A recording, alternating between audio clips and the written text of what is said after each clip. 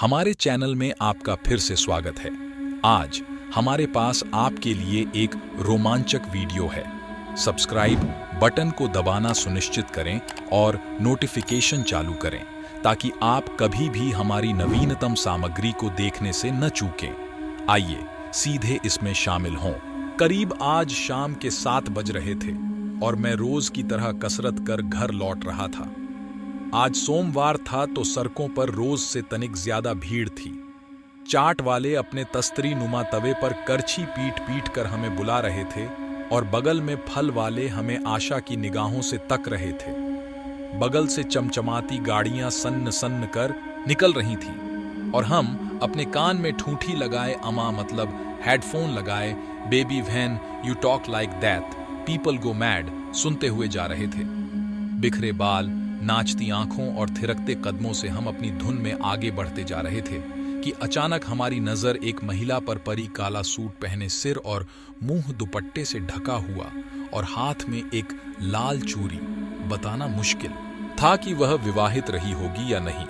उसकी उम्र लगभग कुछ 25-30 साल के करीब थी और वह मोहतरमा एक झोला भरकर अंडे और एक झोला भरकर सब्जी तथा फल लिए जा रही थी।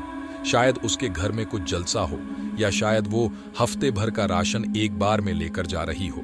हमने दूर से देखा तो वो बार बार कभी दोनों झोले एक हाथ में पकड़ती, कभी एक झोला इस हाथ में और दूसरा दूसरे हाथ में। ये खेल लगभग 300 मीटर तक चलता रहा। हम लगातार उससे कुछ दूरी बनाए चल रहे थे और यह सब देख रहा थे। कुछ पल बाद हमसे रहा नहीं गया। हम उनके पास गए और हमने कहा, जी सुनिए। पहले वह थोड़ा सा चौंकी, फिर एक कठोर स्वर में बोली, यस। उसके इस यस में एक खटास थी, एक अजीब सी सिरहन थी, एक डर था और उसके नथुने ज्यादा ही फूल रहे थे, जैसे वो जोर जोर से सांस लेने की कोशिश कर रही हो। हमने उस सिरहन को पहचानते हुए कहा कि let me help you, it seems you are struggling with your bags. उसकी आंखें अचानक सिकुड़ कर छोटी हो गई और उसने लगभग आंखें तरेड़ते हुए कहा, नो थैंक यू, मैं मैनेज कर लूंगी। हमने कहा, पक्का ना दीदी? एक बार फिर मैंने उसके चेहरे के भाव बदलते देखे। उसकी आंखें वापस हल्की खुल गईं और उसकी सांस जैसे वापस मध्यम हो गई है। फिर उसने कुछ सकुचाते हुए कहा, नहीं मैं चली जाऊंगी। इसके पहले हम कुछ भी कहते, उसने झट से सड़क पार कर ली और जाते जाते मुझे 2 बार पलट कर देखा।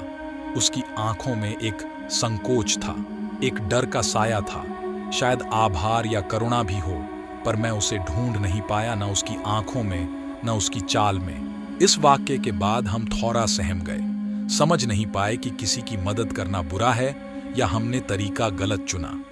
खैर, हमने वापस से अपनी ठूठी अपने कान में लगाई और I am gonna ride my horse to the old town road सुनने लगे।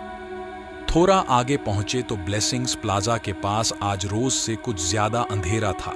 हम वापस अपनी अलहर चाल में आ चुके थे। इतने मस्त की सड़क को नगर पालिका ने कहां ऊंची बनाई है और कहां का डामर बेंच खाया है, इसका होश नहीं था। इस बार हम डांस नहीं कर रहे थे। हमारे घर को जाती सड़क हमें डांस करा रही थी। 1-2 बार तो हम अपना मुंह सुनहरा करते करते बचे। खैर, थोड़ा आगे बढ़े तो देखा एक प्रेमी जोड़ा एक दूसरा का हाथ थामे अपनी अपनी दुपहिया प्रेमियों वाली गाड़ी पर बैठा था।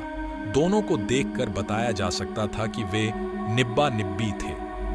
निब्बा अपने एक हाथ से निब्बी को मोमोज खिला रहा था और दूसरे हाथ को पकड़कर अपने इश्क का इजहार कर रहा था। निब्बी के पीठ पर किसी कोचिंग का बैग का था, जहां से शायद वो लौट कर आई थी या बंक करके, और निब्बा अपनी प्लेटिना पर बैठा था। ये नजारा देखा तो कुछ तो हंसी आई और कुछ खुद पर तरस। खैर, हम आगे बढ़े और हमारे गाने की आखिरी line I am gonna ride till I can't no more बजकर खत्म ही हुआ था कि नगर पालिका की दया से हमारा पैर सड़क पर फंसा और जूते ने अपने मुंह सड़क पर रगड़ दिया। एकाएक मैंने ध्यान दिया तो देखा मुझसे कुछ 50 मीटर दूर एक अधेड़ उम्र की औरत, जिसकी उम्र तकरीबन 60-65 साल रही होगी, जा रही थी। गठा हुआ शरीर लगभग 5 फुट की रही होगी। हरे रंग की धोती में वो शायद और मोटी लग रही थी। वो अचानक चौंक कर पलटी और अपना पल्लू ठीक करते हुए थोड़ा संभल कर तेज कदमों से चलने लगी और बार बार हमें पीछे पलट कर देखने लगी। उसकी रफ्तार और चेहरे के भाव कुछ ऐसे थे जैसे उसके भीतर एक डर हो, जैसे उसे कुछ असुरक्षित महसूस हो रहा हो, जैसे उसे लग रहा हो कि मैं उसका कुछ अहित करने वाला हूं। उसने अपना पल्लू ऐसे संभाला जैसे उसे मेरे बढ़ते कदमों की आहट से डर लगता हो, जैसे उसे लगता हो वो महफूज नहीं है। हमारे हेडफोन में गाना रुक चुका था। Your 100% data has been is hosted का संदेश मेरे चमचमाते OnePlus 7T की स्क्रीन पर चमक रहा था और अपने इंटरनेट पैक की तरह मेरे भीतर भी कुछ समाप्त, कुछ इज हॉस्टेड हो चुका था। शायद ये ख्याल था कि हम लड़कों की एक हल्की आहट से हल्के अंधेरों में औरतें खुद को महफूज नहीं समझती। उन्हें हर शख्स शायद डरावना दरिंदा लगता है।